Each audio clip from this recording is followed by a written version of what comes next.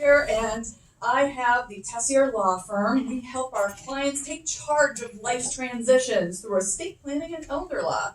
So as an estate planning attorney, I do wills, and you see death every day, so I want to take the world by the balls and make sure that we live life to the fullest, because, you know, shit happens. You get hit by a semi on Route 27 or Route 4 or Route 60, and, you know, then you can come see me. But I really, really wanted to do something special this week, something wild, because my husband, Graham, is in England for 10 days. And some of you guys are pretty young out there. I saw you outside. You're like a third of my age. But for those of you that have been in a long-term relationship, I gotta do something. So anyways, it was one of those things where I'm like, okay, what should I do? What should I do? It's like being out of prison. I mean, I love the guy, but things have been getting a little stagnant the last couple of years. And it's not just COVID, but I started this new business. I'm working all the time, and he's with the dogs all day. So it's got to the point where I get home, and instead of like, hi, honey, how was your day? It's like, who's my girl? Who's my pretty girl? Oh my God, do you need a treat? And it's never me he's talking about. It's the dog that's come from shitting on our lawn, and she gets all the praise. And of course, you know, now I've got a boy dog, and it's a little creepy because he sits on the couch, and I'm in the other room, and I hear him saying, who's my boy? Who's my pretty boy? Oh my God, you're so soft. Look at that belly. So, you know, I need a little adventure. It's even started affecting the bedroom a little bit. You know, after 14 years, he's British. He's got that accent. So he can still kind of do it for me with that Austin Powers thing. Hey, baby, you want a shag? Feeling a little frisky?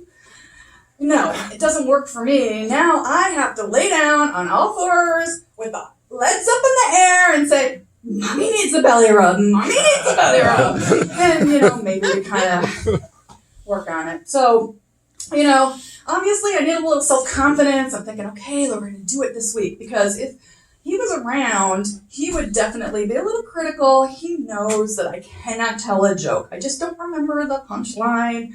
I could be, you know, saying, hey, 4 white horses fell in the mud, and forget to tell you that it was my favorite kid's dirty joke.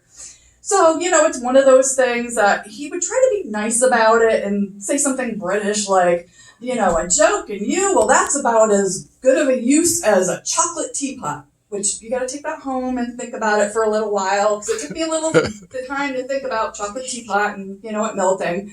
But, you know, sometimes it'll be a little more obvious, like, a joke in you, that's about as useful as an ashtray on a motorbike. So hopefully, you know, we're going to kind of work on it. We're going to get there, and I'm going to be a little excited. You know, obviously I've got some issues, and I need to get some self-confidence, so I all want you to laugh at the joke when I get to it. But in the meantime, you know, I thought about getting a therapist, but I do have somebody that's listening. As it turns out, Alexa is a great listener. She listens all the time. We just got our new Alexa, and she's been, you know, corresponding with Google, and apparently she figured out our dynamic pretty quickly, because within a week, I started getting these ads that I thought, you know, maybe she's on my side. Maybe I have somebody rooting for me in this relationship. She got me an ad, and I had to get it. Now, maybe this is every woman's dream, and this is not just me thinking it's like an incredible coincidence, but I got an ad for a t-shirt that says, feed me and tell me I'm pretty. So, we got that, and I decided, well, I'm not going to go out and have an affair, because, you know, kind of love my husband and all that, but honestly, like, I'm 54 years old, and I can't be bothered with all the work that you have to do nowadays to have an affair or do something, you know, sneaky. Even on Tinder, I gotta shave your legs and have a conversation with people, and it's just not worth it. And especially, you know, also Google Maps knows exactly where you are at all times, so you can't get away with shit. So I thought, okay, what else is gonna get my adrenaline going? Saw this in the Haven magazine and thought, yeah, I can do that, you know. Even though I can't tell a joke, I'll tell a story. What do I think is funny? Maybe I passed the bar in Florida. I passed the bar in a lawyer in Massachusetts. I can learn to do this. So I'm thinking, well, I'm a liberal person from Massachusetts. I think Sheriff Brady Judd is hysterical. And not in the haha way that he thinks he's funny. He's hysterical because he's really scary and really weird. And he's got to be great joke fodder. So I sat down over the weekend and wrote my first joke, and it was about Sheriff Brady Judd. I'm like, oh yes, I'm on a roll.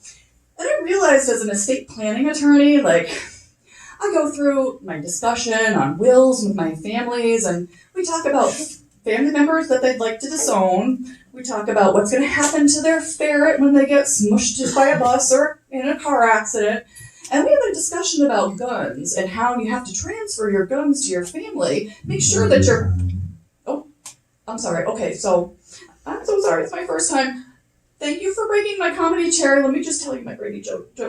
All right, so why did Grady Judd cross the road? Why? To get to the TV cameras on the other side. All right, thank you guys. Good job, you.